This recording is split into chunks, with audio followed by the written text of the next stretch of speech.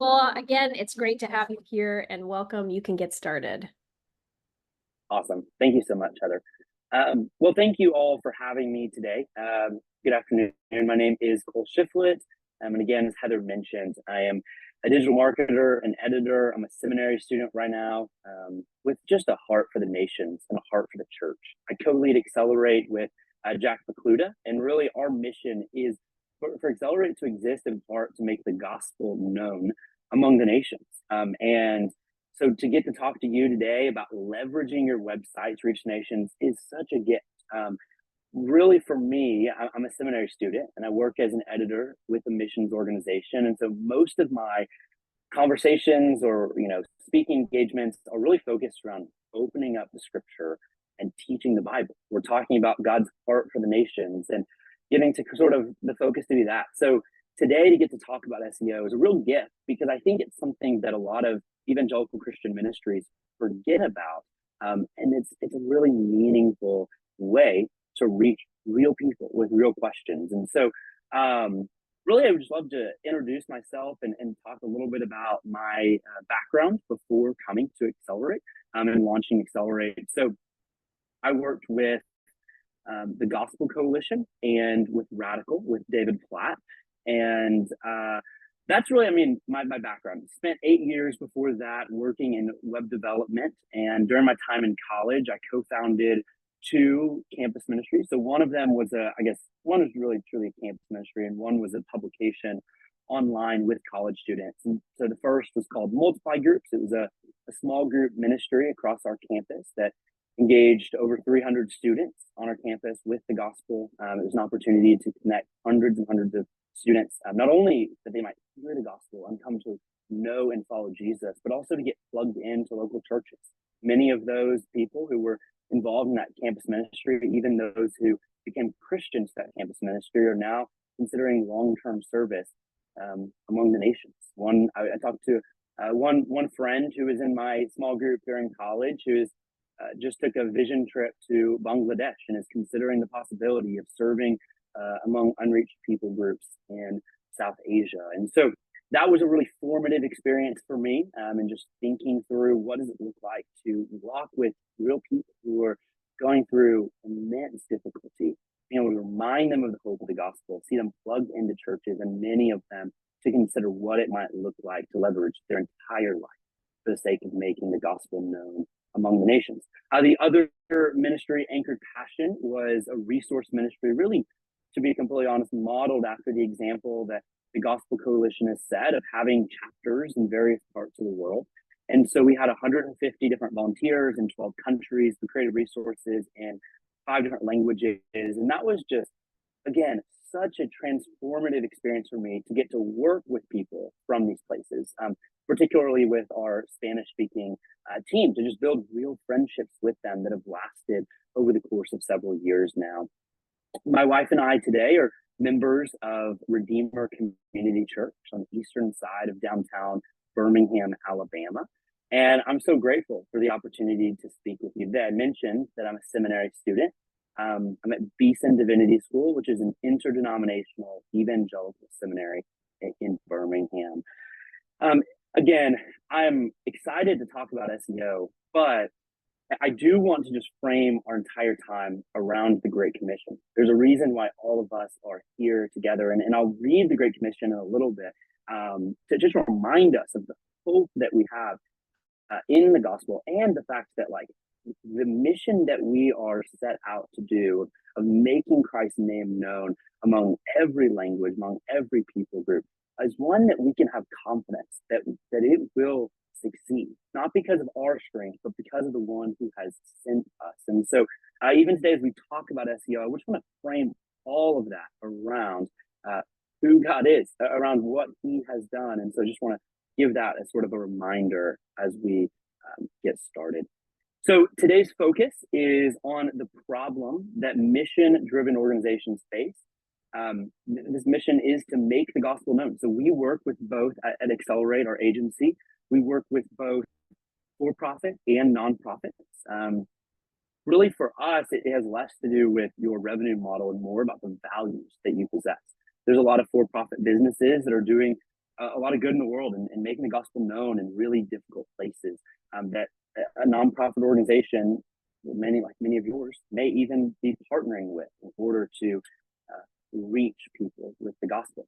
And I really want to talk about the role of quality content creation. I'll talk about that in a little bit, but I think sometimes we can have in it, even as I was writing out this script for today, I had a temptation to talk about user-centric content. I think a lot of times the conversations around SEO are about creating user-centric content, where the content revolves around the individual, their questions, and how you can cater everything towards them. For us as Christians, we have a gospel-centric content creation strategy. All of our content is centered around the gospel, around the good news of what God has done for us. And so, like the way I like to talk about it is that it's gospel-centric, but it's user-informed. We want to be thoughtful, and I think this is a piece that a lot of different Christian organizations can miss here. In this presentation, I'll also walk through the best practices of SEO for ministries like your own.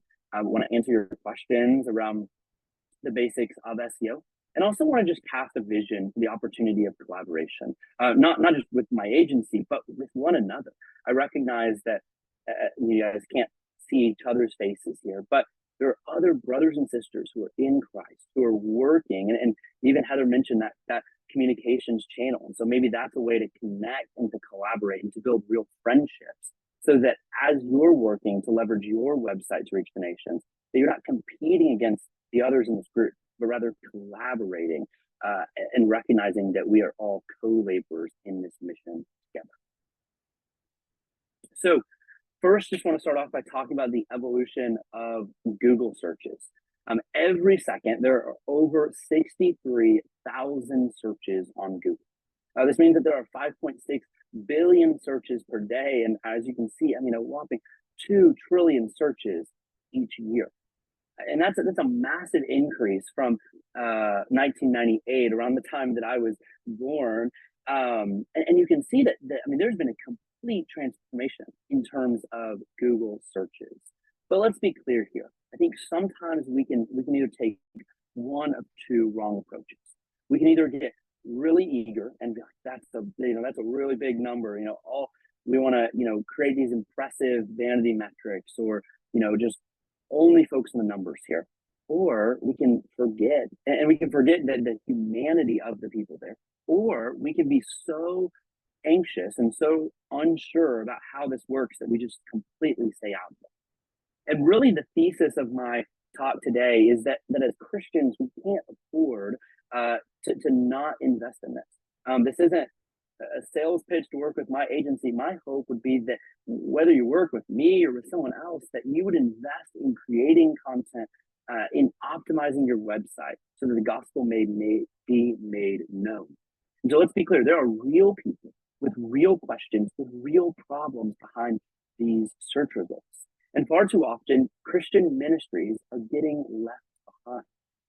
And it's a big problem. And my team is really, our mission is to change this.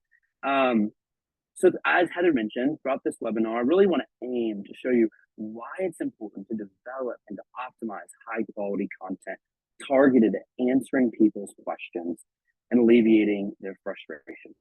So to start, we got to understand, what is the problem? Well, the problem is that Christian ministries are getting left behind in the search results.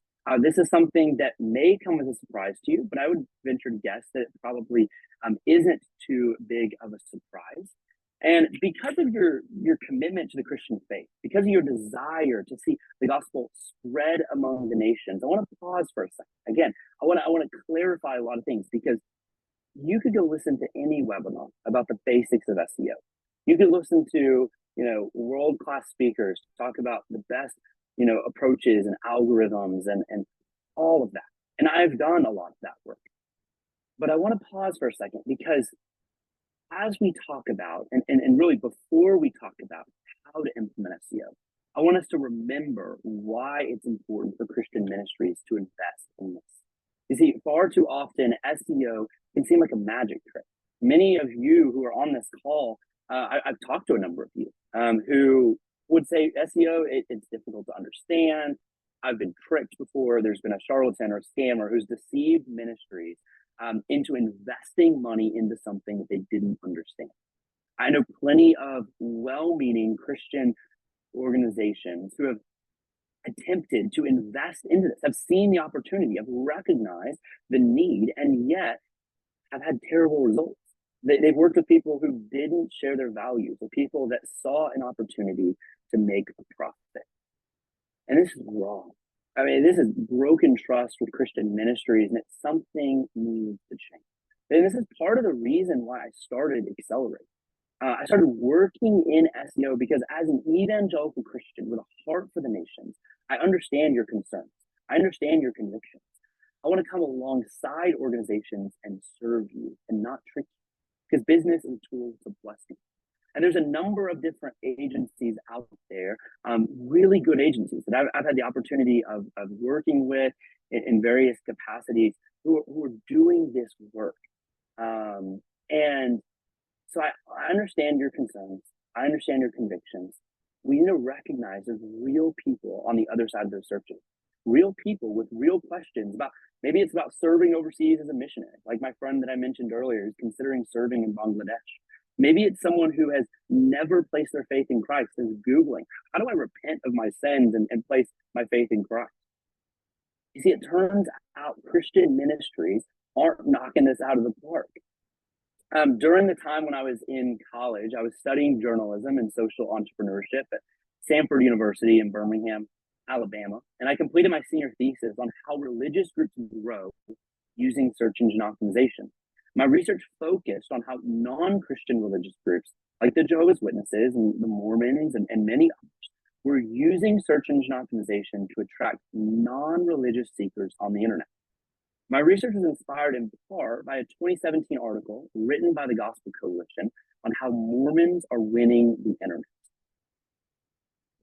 So the author is Jordan Loftus. It's a 2017 article, and Jordan really provides a poignant reminder of the real people behind the keyboard. I think what's so helpful about what Jordan has done in this article is that he shows us the evangelical impulse to make the gospel known, and yet the inability to do that online because of our lack of investment in SEO. And maybe there's a whole number of causes, right? I mean, even just one of my main call to actions for this is the opportunity for collaboration.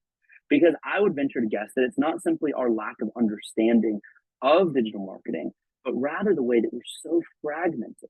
I mean, we just consider the state of evangelicalism and the way that we're so fragmented around a number of different issues. I go to an evangelical divinity school. I have convictions in a particular tradition.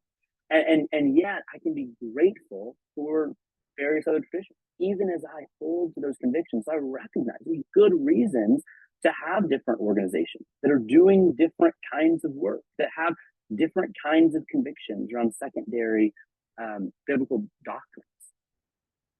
But there's an opportunity here to make the gospel known. We need to find ways to collaborate with one another. So Jordan, in this article, he paints a picture of three spiritual teachers walking into a party. There's a Buddhist monk, a Mormon missionary, and an evangelical pastor.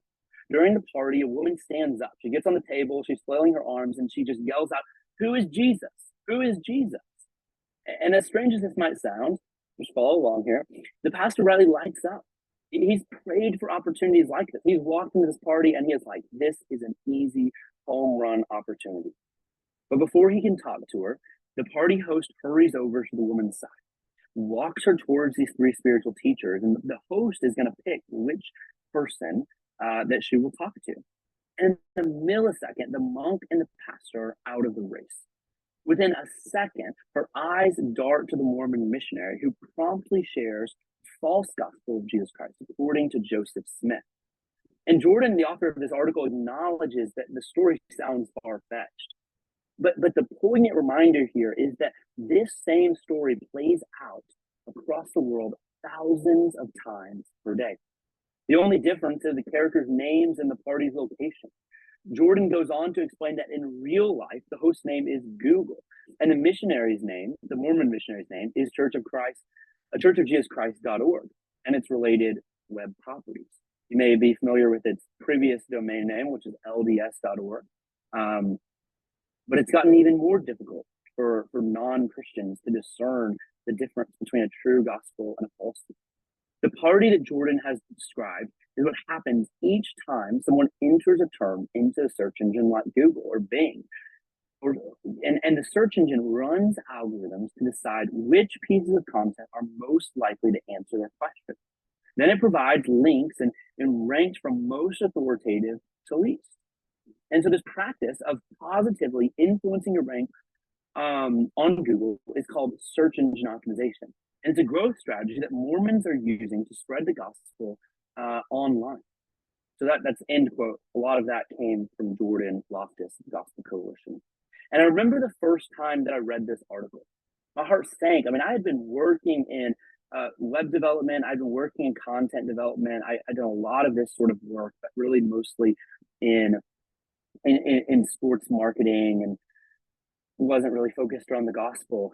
And my heart sank because I knew friends who had grown up in evangelical churches, or maybe who hadn't, who had turned to the internet to look for answers, had searched questions like, how do I resist temptation? How do I get saved? What should I look for in a church? And they found themselves on churchofjesuschrist.org. Instead of finding themselves on a true Christian website, an evangelical Christian website that would uphold the basic beliefs of Christianity, they found themselves in the midst of a false gospel. And now I realize why this happened so frequently. Mormons and other non-Orthodox groups were winning the internet. And this is what happens when Christian ministries get lost in the digital noise. This is what happens when we ignore SEO, when we fail to create content that's targeted towards actual users. This is what happens when we just create content talking about our own ministries and the various convictions that we have without thinking about the questions that people are asking. And this is what happens when scammy agencies take advantages of Christian ministries like yours. This is the cost of failure in this. Something needs to change.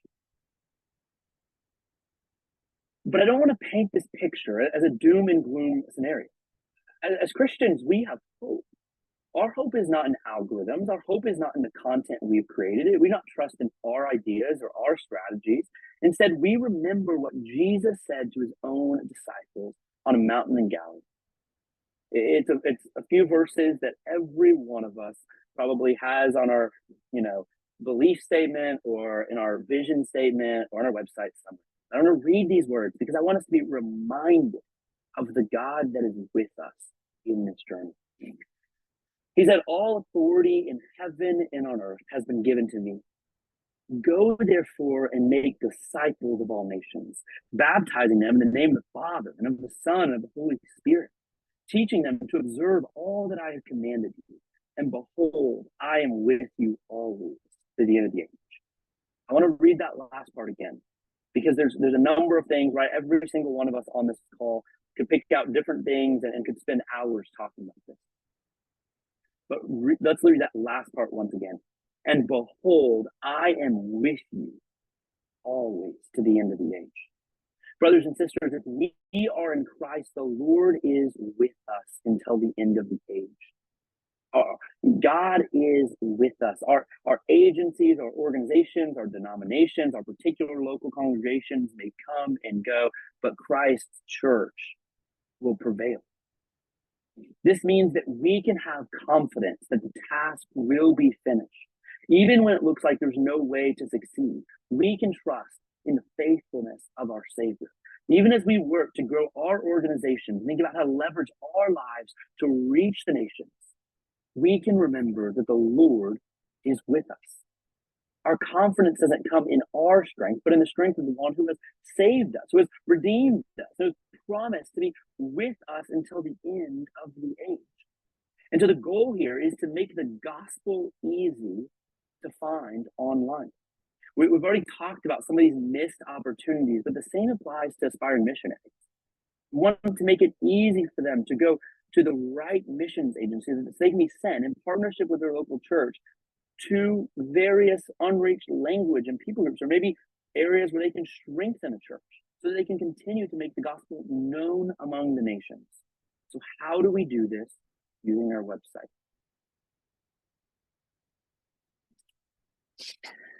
This comes down to the importance of quality content.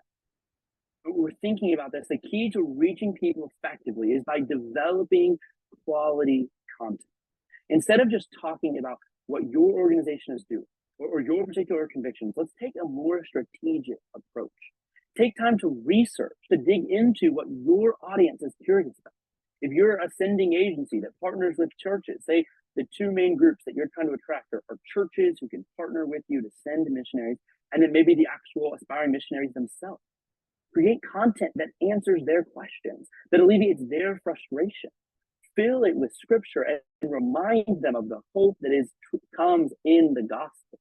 If you're an evangelistic organization, if you're trying to reach non-Christians with the gospel, I think about websites even like gotquestions.org, who have done a wonderful job of answering various theological questions, and is primarily, I think, a lot of their audience is coming from non-Christians. If that's your aim, then allow your content to be informed by the questions that they're actually asking. Instead of just pushing content out into the void, do research on what the people who you're hoping to reach might be already thinking about. Find ways to hook the gospel there and to connect it so that they might know who Jesus is and make much of him for their entire life.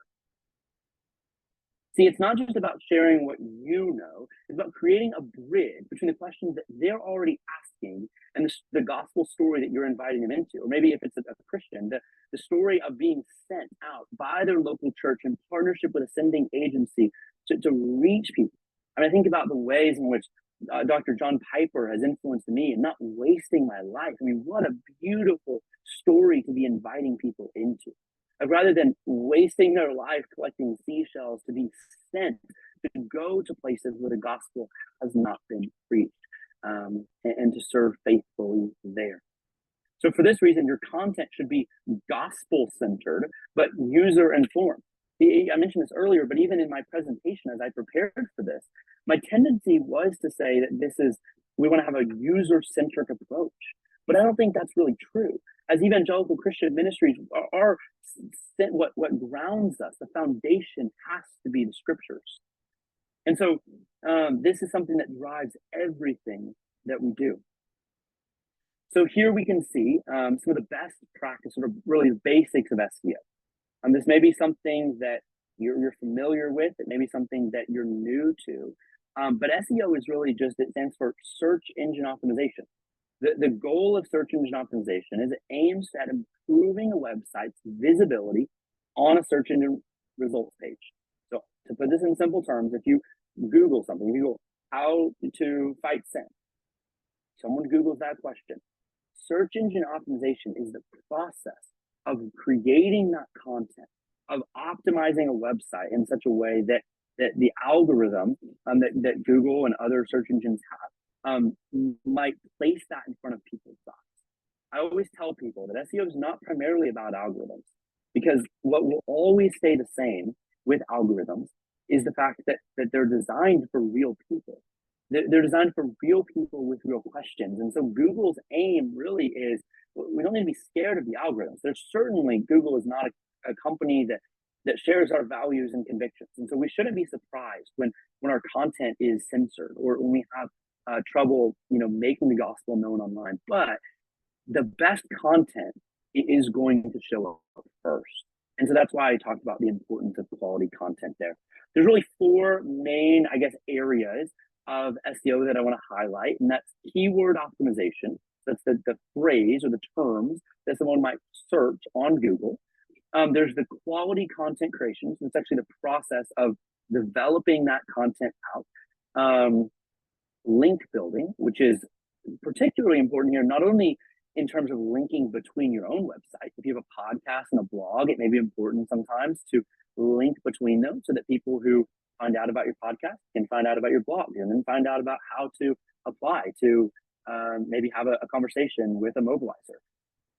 And then the fourth thing is technical improvements. There's a whole number of things that can be done on your website. And if you have more questions about technical SEO, I'm not going to spend a lot of our time today on that, but you're always welcome to reach out to me via email. I'll have that at the end of this presentation.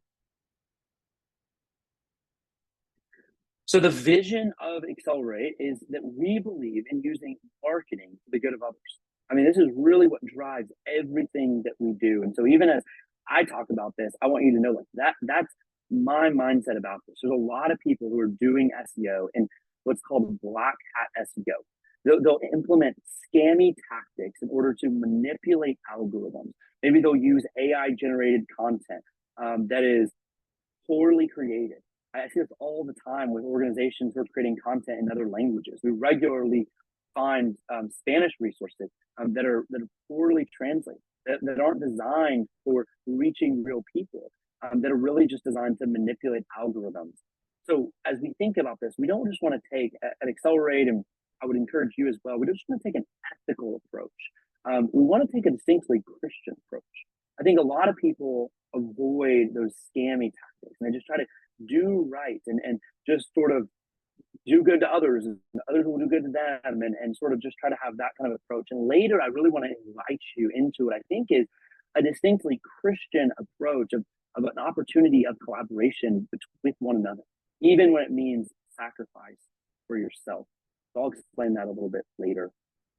So the best practices in SEO for Christian ministries that I'll be talking about, and this is really going to be specifics of actually going through and talking about different sections, is first, on-page SEO, second, link building, third, image optimization, and fourth, click-through rate.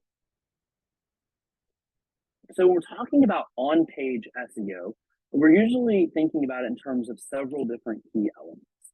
These elements enhance a website's visibility on Google search engine results page or another search engine results page. The algorithms are fairly similar between them. And so as you're thinking through your strategy, Google is sort of the foundation or sort of the gold standard that will compare things up against. But really, I mean, one of the first things that's important here, and on page is anything that's on the actual page itself. So this isn't related to technical SEO. Usually SEO is sort of categorized in terms of on-page SEO, off-page SEO, and then technical SEO. But user-friendly URLs play a crucial role in this process, and they contribute to increased rankings, really because they serve people. They help make it easier for people to share the content. They make it easier for people to engage with the content. So when we're talking about optimizing a URL, what we mean is, for example, I've worked with radical.net, taking an article that's radical.net / who dash r dash unreached, I'll stop with the dashes, but who are unreached people groups and where do they live? So you can have a super long URL there, cutting that down and just saying who are unreached or unreached / unreached people groups. So really what we're talking about with user-friendly URLs is shortening the URLs, focusing in on the keywords that we're hoping people search for and making it easier for people to take those URLs and share them. It's just a really simple way of doing that, but it's something that can be used to increase your search, your position on the search engine results page. Another area is sort of the type of keywords. So I talked about earlier, keyword optimization. There's really two main types of keywords. There's short tail and long tail. Short tail keywords are, you think of them in terms of things that are going to be searched a lot more often. The keyword Great Commission is a great example of something that's a short tail keyword. It's fairly broad. A whole number of different organizations, many of you maybe say, I want to rank for Great Commission. But all of you were saying you want to rank for the Great Commission, and only one or two people are really going to be seen on the search results page for that. So these are shorter, they're broader, they're more difficult to compete for. Long tail keywords, on the other hand, they're more niche, they're more specific. And so within missions agencies and all of that, it may be a particular method that you use on the field. It may be, to kind of follow the example of what is the Great Commission. So you would say Great Commission is a shorter tail keyword. the longer tail keyword could be, how can I obey the Great Commission? So maybe your organization can't rank first in search engine on the search engine for just the keyword Great Commission. But if someone Googles, how do I obey the Great Commission? Your website is there. These are more niche, they're less competitive, and both are essential for effective SEO. I just want to take a minute to recommend some tools for keyword research. So keyword research is the process of actually determining which keywords that you will be focusing on. I'll talk about that a little bit later in the presentation. SEMrush, Moz, those are great tools in terms of Ahrefs. All three of those are great tools to conduct this keyword research. They're really third-party tools that will access, you'll give them permission to access your data on Google Search Console, on Google Analytics, those kind of things. If you want to use Google's products themselves to inform that keyword research, I would encourage you to consider doing both of those things. If you're considering doing this on your team internally, Google Search Console, Google Analytics, Google Trends can be really helpful. If you've never used those platforms, I assume Google Analytics is probably the most familiar to people on this call. The Google Search Console is going to give you more information about the specific search terms that people are searching in order to find you. So if you have a Google Search Console account already, you can just go to that website and you can actually see how are people already finding you. That can be a great way to figure out how people are finding you and what pages are they landing on. So Google Search Console in conjunction with Google Analytics can be really helpful. Google Trends can be helpful when you're trying to determine between the title. Now, I will say for us, especially in more niche and specific sort of discussions regarding missions, there's not enough data for this tool to be super helpful. But if you have a keyword that is more broad, if you have a topic that's more broad that maybe just spans the broader Christian tradition, this can be a really helpful tool as well to determine, sometimes I'll use it in terms of figuring out, are more people searching for, what is the Great Commission, or like, how can I reach nations? Like, you can compare those things and see relative data between the two of those. And if you have questions about that, I'm happy to answer them and probably can think of a better example later how this works. The next thing here I want to talk about is keyword stuffing. I mentioned this before, but some people will get really eager. They'll say, okay, I want to get into SEO. I'm going to start creating this content, and they want to rank for unreached people groups. And you just begin putting the phrase unreached people groups into your article, like all over the place. Like, it's just at every single point that you possibly could, you're putting them in. You're putting in the headers, you're putting in the title, you're putting it into the meta description. And it's referred to as keyword stuffing. It's essentially cheating. And I really would encourage you to avoid this, to maintain a balanced usage within your content. So if you're trying to rank for a keyword like unreached people groups, put that in your title, put it in, maybe if you have 5 headers in an article or a podcast transcript, maybe include it in 2 of them, in 3 of them, no more than that. No need to go crazy there. Include it naturally into your content. The goal here is to serve people. Again, we're not trying to manipulate an algorithm. We're trying to serve real people. The next topic I want to talk about is link building. And as I mentioned before, I'm going to talk later really about the specifics in terms of an opportunity of collaboration regarding keyword research and backlink building. And so if I haven't talked a lot about keyword research or backlinking, don't be worried. I'll talk about that in a bit. But sort of general principles, when we think about link building, I see so many well-meaning organizations that don't use descriptive link text. If you don't know what descriptive link text is, that's okay. It basically refers to, sometimes you'll see a link and it'll be like, sign up for this webinar here. And then you're linking, on here. Instead of saying, sign up for the webinar on leverage your website to reach nations, and then linking that keyword. This can just be a simple way of sort of fixing some things on page in terms of link building, and will be a really helpful first step there. Also, in terms of internal linking, it's important to recognize the importance of linking between your resources. So how I think about it in terms of my job at Radical is that I will, we'll create content that's really is just going to be more broad, is going to be more introductory. So an article like what is the Great Commission? Who are unreached people groups? What is the church's mission? Articles like that can be really helpful to create upfront in a content creation strategy. And then recognizing, hey, I may not rank here, and this may not be something that I'm able to compete with, just depending on the size of your organization. For some of you, it may be. For some of you, you may take this on and maybe competing against some of the organizations that I've worked with in the past. And the goal here, though, one of the benefits here is you can link. I mean, once an article, if you mention unreached people groups, link to that page, link to your unreached people groups article. So that if someone is reading an article on why college students should consider leveraging their life, maybe go 2 years, spend time among the unreached, you link to the unreached. So if someone's reading that and they're like, I don't really know what unreached people groups are, you can read an introductory article there. So internal linking can be really helpful in helping people on the journey. It allows you to tackle more specific and more detailed questions, and then to give people sort of an off ramp if they have questions, or maybe the content is a little bit beyond what they're familiar with. External linking is really in terms of just linking to other websites. This is going to be one of the opportunities for collaboration that I'm going to mention in a second. It's something as Christians, I think we really should take seriously. When you link to another website, you're entrusting the person that has come to your website with that website.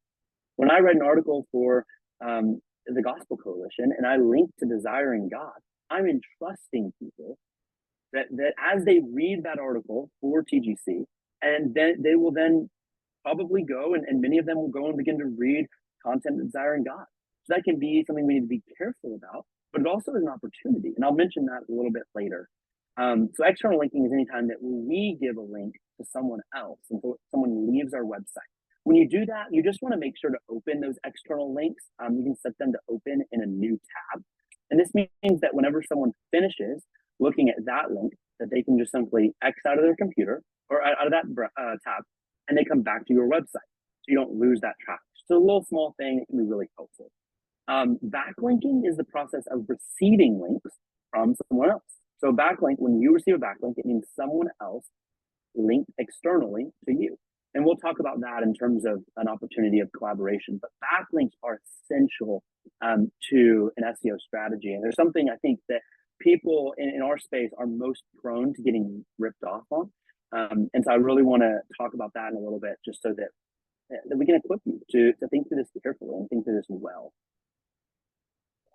Okay, image optimization. I'm gonna speed up a little bit. So the general principles here for image optimization is that we want to reduce the size of your images to enhance the page speed. One of the biggest factors, and this is sort of in the category of technical SEO, and I didn't mention this a ton, but if you're tech savvy and interested in learning more about this, you can look up either Google Lighthouse or Google Page Speed Analyzer, and you can see how your website is doing right now. A lot of times I see ministries, well-meaning organizations, who have incredibly large images that are much bigger than they really need to be. And the truth is, it's just slowing down your page. The image isn't any clearer. It's not showing up any bigger. And to be fair, there's some of you who maybe you need to use bigger images, more clear images. But we need to be careful and just thoughtful about reducing your image size to enhance page speed. Most of yours, you're just using like a normal article. This can be reduced to 1920 by 1080 with 72 DPI. If you don't know what that is, just take a screenshot and you can Google that. But that's just something that I would encourage you to. That's really, like, for most content, that's really the size that is as big as it needs to be. It's also important just to be thinking about the readability and user experience. This really isn't something that falls within image optimization, but it's something that, like images, like the page speed, it really is more about user experience. What this means is that consider in your articles using shorter paragraphs. Most of the clients that I work with, it's between 70 and 80% of their traffic is coming from people who are on their iPhones. And so as you're on one of these and you're searching, on the internet, you don't want to read an article that's, there's 7 sentences in a paragraph. It's different than what a high school English teachers taught us, but it's something that can be really meaningful.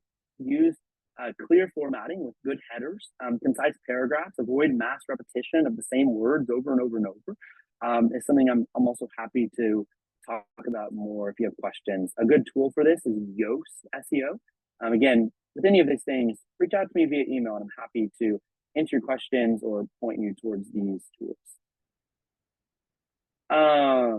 So another area, I guess, of user experience is really talking through the click-through rate here.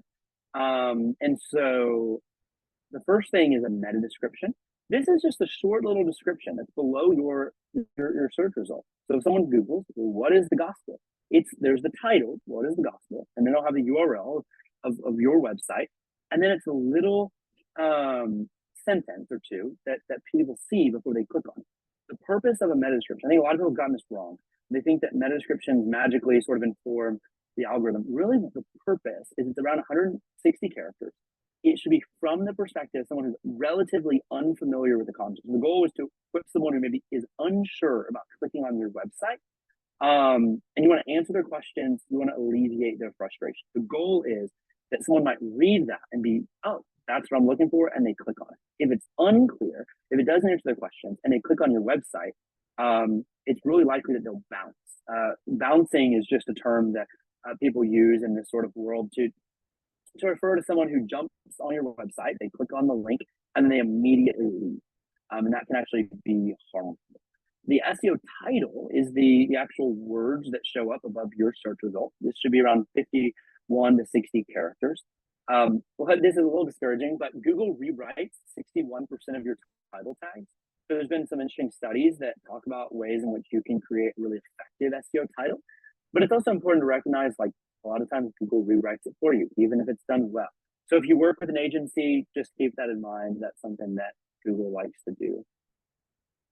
So I want to talk about the opportunity of collaboration. The reality is that this digital landscape is nearly always changing. While learning the best practices of SEO can lay a solid foundation, the biggest factor for success will be genuine partnerships with real people. Evangelical Christian missions agencies have a unique opportunity to collaborate with one another to maximize their impact together through collaborative SEO efforts. Part of the reason that I agreed to jump on this webinar and to speak to all of you today is I want to encourage you to consider seeing one another, not first and foremost as competitors, but as co-laborers in Christ. I mentioned the Great Commission earlier, and I didn't just do that as sort of like a little pithy statement, but recognizing this is what unifies us, the mission that we're doing. There's certainly a doctrinal foundation that all of us have that is the whole reason why we would care about people, unknowingly ending up on a Mormon website. We're committed to the Christian faith, and we want to make it known among the nations. And so there's really two main areas for collaboration here that I want to highlight. The first of those is keyword research. This is the process of finding and analyzing search terms that people Google. This is something I mentioned earlier on in this webinar, but the reason I mention it here in terms of opportunity for collaboration, and what I'm saying is I want to be clear, the opportunity for collaboration, if you're interested in working with like an agency like mine, I'm happy to answer your questions, to refer you to another agency that can help you. But my goal here is not first and foremost to convince you to work with me, but rather to work with one another. And you're gonna be saying, how can we do this? Like, we're missions agencies. We're all sort of trying to attract the same potential missionaries, to consider the same churches, to consider working with us. We have different methods, and that's all true. And I get that. But there's an opportunity here. I've seen with keyword research, and there's little rumblings of this, little things that have started already happening, where I've seen an organization like Desiring God and the Gospel Coalition and Bible Project who have varying different, theological positions on a number of different things, who are sharing ideas with one another occasionally. There's organizations. I'm in a marketing group with some of the guys in marketing for YouVersion, with some of the people from Bible Project. There's a guy from 9 Months that's on. All of us come from various different camps within the broader Christian tradition, and yet we're sharing ideas with one another, building genuine friendship with one another, because this is an opportunity for collaboration. And so as you embark on keyword research, consider, maybe there will be keywords that come up that as you're doing research, you notice, hey, there's a lot of search volume here, and it just doesn't really fit our organization. It doesn't really fit our. rather than just letting those things go to waste, I want to invite you into and challenge you to consider freely giving to other ministries. As you build friendships with other ministry leaders who are even on this call or in that communications channel, to share those with others. Consider which keywords may not be relevant to your own organization, but may be helpful for another agency. And I think by doing this, we can collectively enhance one another's keyword strategies, optimizing their content for improved SEO performance. You see, as I mentioned before, one of the big reasons why the Mormon Church is dominating evangelical Christian organizations in the search results is that they're unified.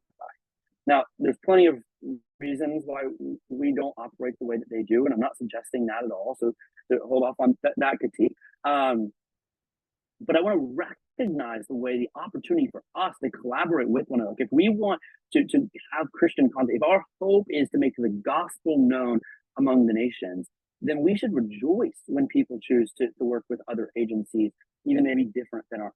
Even as we lament and maybe mourn and maybe wish they would work with us, we need to rejoice in the hope of the gospel that's being spread. The second opportunity is backlink building. So this may be something that's a little bit easier. The first one, you're like, I don't really know how to do that. And we can talk about all of that. And if you have questions about that, please ask, and I'll share how we've done that in the past. But backlink building, I think, is an opportunity for mutually beneficial support between organizations. A backlink is any incoming link that one page receives from another website. And there's really, I mean, like, for example, if we'll say the International Mission Board links to this webinar on their website, maybe one of you is from the International Mission Board, and praise God for his work through you. It links to Missio Nexus. Missio Nexus has now received a backlink from the IMB. The International Mission Board is a really high quality and authoritative sort of organization within our field. And so that can be actually really beneficial for Missio Nexus in terms of their overall SEO strategy. And it's important to note here that all keywords are not created equal. Instead of buying links, we're trying to acquire links from scammy websites, which is a lot of, I mean, that's a red flag. Let me tell you, if someone tries to get you to purchase links from another organization, they might be trying to scam you. I don't want to try to stoke fear or any of that, but I have just seen people who they end up with a bunch of links from some random website that was created in Uzbekistan that has nothing to do with what they're doing. And it actually hurts your SEO. It's not helpful at all. And so instead of buying links and getting these bad links, aim to receive links from high quality, highly relevant organizations. And the reason I'm talking about this in terms of the opportunity for collaboration is because I want to cast a vision for what this might look like if organizations like yours collaborated with one another, built genuine relationships so that you were actually excited to share and send people between your websites. This is mutually beneficial for all of us, and it's something that won't only strengthen your own web presence, but it's going to help people get connected to a broader network of other trusted organizations. It's going to amplify the visibility of Christian missions content across various platforms. And so really here, I want us just to consider the way that we can partner together to reach the nations with the gospel. I just want to say that over and over. And I'm happy to answer questions, and I'm about to wrap up so we can talk about the specifics of SEO and how you can do all of this. But I would miss out, because any of you can go and take a course online on the basics of SEO. But I would miss out if I didn't highlight that opportunity for collaboration with one another. So whether your content is focused on evangelizing non-Christians, whether it's focused on equipping Christians to be on mission, you can participate in this work by implementing SEO best practices, developing high-quality content, and finding ways to collaborate with one another. This journey isn't easy, but it's worth it. I hope that you can see even now in this presentation the way that this is worth jumping into. If you have questions or need help along the way, feel free to reach out to me. I'm going to leave my email at the end of this. Again, my goal is to make the gospel known among the nations. And so whether you work with my agency, whether you work with others, is not really my primary concern. My concern is with what is the content that's ranking on Google when people search these questions. When someone is in the room alone and they've had the hardest day of their life, what's coming up? they're looking for hope on the internet and they feel like there's no one in the world that cares about them. I just think about what a beautiful picture it would be if someone just Googled. I mean, they're hopeless and they Google, like, what's the gospel? And they don't find the churchofjesuschrist.org, but they find one of your websites and they find real hope. Or maybe someone is in a crisis and they need to talk to their family about wanting to go overseas, wanting to serve as a missionary, but their parents just don't get it. And they search online. And instead of finding a Mormon website that pulls from false scriptures, because it can be deceiving, it can look similar. We'd hope that those that we're sending would be discerning and all of that, but it's deceptive. And so I just want to cast that vision and sort of, I don't know, just encourage you to consider what collaboration would look like. For me, I mean, I've been doing this for a while. I understand how SEO works with organizations like yours, committed to making the gospel accessible online. I want to be a helpful guide along the way. And that's why I'll provide my email at the end of this so you can reach out if you have any questions. Well, now I just want to go ahead and wrap up and just offer up, I guess, any questions that you have. Heather, I think you're going to be moderating that. Yes, great. And do you want to pull up your screen that has your email address, and we could just leave that up there so people can jot that down? Awesome. Very good. So we have one question that came in from Becca. She's asking, how much time on average should be spent on SEO? That's a great question, Becca. Thank you for sharing that. I think in some ways it depends what you define as SEO, because as I mentioned before, for me, I see both content, like SEO is informed, it affects content and it also affects web development. So it affects the way we actually build our websites. In SEO, there's the technical side of things. And so there may be changes that you need to make to your website that can have a big impact. So maybe getting a plugin on your website to reduce the size of your images, and that could be an hour to find the plugin, to put on your website, to do that, and it could have a massive impact. If you're talking specifically about on-page SEO, which is like going into a page, making small changes, all of that, I think it really depends on the size of your organization. SEO is not something that I would encourage. This may sound counterintuitive to everything I've said. SEO may not be a starting place for every single one of them. I regularly encourage people to consider using Google Ads. Google will regularly give, depending on the qualifications, to nonprofits, give them an ad budget. I know I didn't cover that, but that's another thing that we do at Accelerate is paid search traffic. And so if you have questions about that, again, feel free to reach out. For a smaller organization, especially if you can get that Google grant, that may be a great place to start if you don't have the capacity to invest a lot of time into it. If you have more time, I think it really depends on the actual, how much content you're producing. I would encourage you, every article, every podcast that you're putting out there, write a good meta description, be thoughtful with the title, include a transcript for your podcast or your video that you're publishing on your website. If you're creating content already, just start there. Start with the content, start today, and don't focus on everything you've ever done in the past yet. Just get the foundations started, and if you need help, there's a lot of agencies that can help you to take that load off your back. But does that make sense? Yeah. Hey, Cole, are there any good online tools that people can go to learn more? Are there like good YouTube videos people can watch or other things that they can do on their own? Of course, they can reach out to you, which I think is fantastic. But yeah, what online resources would you recommend? No, that's a great question. I'm going to pull up a link that I'll include here. No, I mean, yeah, there's a lot of this that you can learn online. I just included a link here to SEMrush Academy. So a lot of tools like this have courses. Some of these courses are better than others. Some are a little cheesy. But I think what I like about the SEMrush Academy courses is that it sort of gives you an overview of how SEO works without taking too long. You're busy leaders in ministry.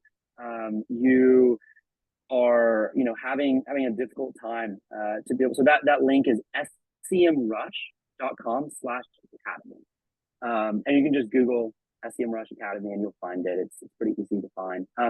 So those courses tend to last for maybe 45 minutes to 2 hours. So they're really short. I mean, it's essentially a long YouTube video, but it's broken up into a number of different um, categories. And I think what's helpful about that is for busy leaders like you don't have time to spend 30 hours this week learning this, much less 5 or 10. And so to just get like a little bit on a very specific topic can be helpful.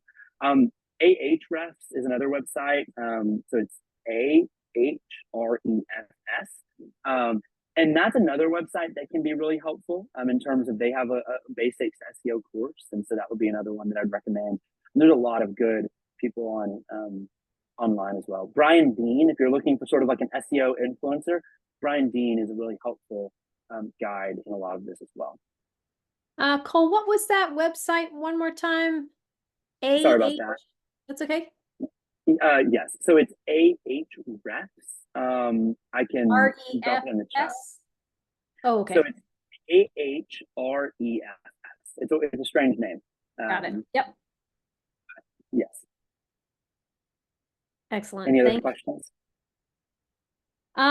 We don't have any other questions that have come in yet, but I was wondering, can you quickly summarize? You've mentioned a number of different websites that people can go to for things. Can you summarize what those are? You mentioned Yoast. What are some of the other ones that people can go to? That's great. Yes. So I guess a few of those. So as far as if you're trying to just do like keyword research or keyword tracking, there's several tools out there like SEMrush and Ahrefs, so two that I've already mentioned. There's another one called Moz.com, Moz.com. That's another one, basically the same tool as SEMrush and Ahrefs. I know that I found out today, actually, one of my clients told me that they're actually running a special where they give 75% off for nonprofits. So that may be one to consider using at Moz. I've used that before as well. So those are in terms of like, one of the difficult things that you can find in SEO is you're like, okay, great, I want to get started, but how do I actually track my progress? One thing I should have mentioned in the webinar is that typically SEO, it takes about 6 to 12 months to see real results. Whereas Google Ads, and the reason I mention this, if you're a smaller organization, Google Ads, you can get immediate results tomorrow. You know, like we could set up Google Ads, you're good to go. People are visiting your website, but you're paying for every click. So that organic search traffic, it really is going to take 6 to 12 months to see that impact, and it's just going to build over time. But then it lasts kind of an ongoing nature. So if you're trying to track your progress, it can be really discouraging at first. And I think this is why a lot of people get scammed by people who aren't, don't have goodwill and are hoping to kind of make a profit, is that you don't have a tool like that. So if you're working with an agency or you're doing it yourself, get a tool like Moz, Ahrefs, SEMrush. SE Ranking is one that I've recently been introduced to. I don't think it's as good as the others, but I think it's a lot cheaper. Get a tool like that. What it'll do is track your progress. So you can say, okay, the keyword, the Great Commission. My website ranks, we're the 21st search result. So now you know, okay, 21 is my starting place, and now I want to get into that top like 5 or 6. Or maybe some keywords are like, this is a really competitive keyword. We'd be lucky to be number 10. So that's a helpful tool. Yoast is a tool that's a plugin if you use WordPress as your content management system. Yoast is really helpful for just seeing quick on-page changes. So that's something I always encourage people to consider using so that you're able to make changes on your website. So much of SEO, the success in SEO is going to be not only that you hire an agency to help you, but the agency helps you to know what to do sort of in your normal workflow. Because there's some small changes that can have a big impact there. And so Yoast can be helpful to add your meta description to sort of see, like, it'll give you a grade for every page in terms of like how well it's doing for SEO. So that can be a helpful tool. And then 3 tools I'll mention from Google. Google Analytics, which just tracks your search traffic. I assume many people on this call are familiar with that. Google Search Console. So Google Search Console is one that is maybe less known, but should be, I think, as well known as Google Analytics. It'll really give you more insights into your website, really focused on SEO. And I said I was going to do 3, but I'm gonna give you a few more. Google Trends is one that you can sort of see like people's searches. So you can see like, are more people search? I mean, you can do everything from I live in the state of Alabama. Nick Saban just retired. He's a college football coach at the University of Alabama, or was. He retired. You can compare Nick Saban to Bill Belichick, who was the head coach of the New England Patriots, who just retired. So you can see, okay, relative to one another, are more people searching for Nick Saban or Bill Belichick? You can see where it's happening across different states, into different regions, things like that. That can be really interesting. And the last one I'll mention is Google Page Analyzer. So this is one that's a little more technical, but if you have web developers that you work with already, you can go on Google Page Analyzer, type in your website, get a report, download it, send it over to your web developers, and ask them to take a look at some of the suggestions there, and they can help you with that. So those would be some tools that I would recommend. Excellent. Thank you. I typed those into the chat for those that are on here live with us. The handout's been posted to the chat, so if anybody wants to download it, you can do that now. Is there anything else that you would like to share with us, Cole, before we finish up? No, I mean, I guess I would just say if you're interested in continuing to learn about SEO, but maybe aren't ready to invest in an agency or something like that, you can connect with me on LinkedIn, just with my name, Cole Shiflet. I've got a little emoji of a guy on a computer, so you can distinguish it there. And I'll post just different tips about SEO. We'll sort of talk about the way that SEO and faith connects together. And maybe even the comment section of my LinkedIn will be a place where you can see other missions leaders who you can connect with and collaborate with. So just feel free to connect with me there. I'll drop my LinkedIn URL in the bio, in the chat here. Excellent. Thank you very much, Cole. If you can take down your slide screen, we can start our closing slides. Thank you.